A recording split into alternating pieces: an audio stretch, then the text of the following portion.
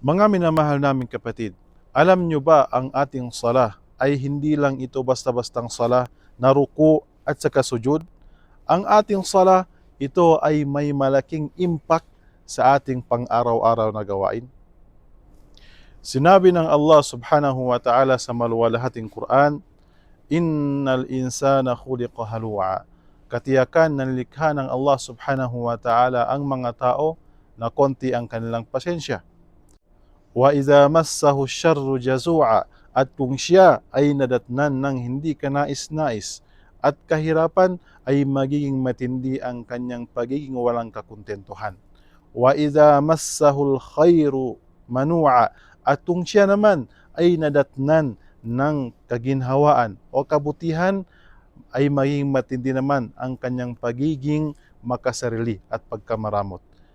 Illal musallin, maliban lamang sa mga taong nagsasagawa ng sala. Sino nga ba ang mga taong yun? Alladhina hum ala salatihim daimun. Sila yung mga taong gumagawa ng sala sa kanyang oras at kanilang ginagawa ito ng tama. At sinabi pa ng Allah subhanahu wa ta'ala, Inna as-salah tanha 'anil fahsya'i wal munkar. Katiyakan na ang pagsasagawa ng sala, ito ay magiging dahilan upang pigilan ang isang tao sa kanyang pagsagawa ng fahsya, ng mga karumal-dumal na gawain, wal munkar, at ang mga gawain na hindi kanais-nais.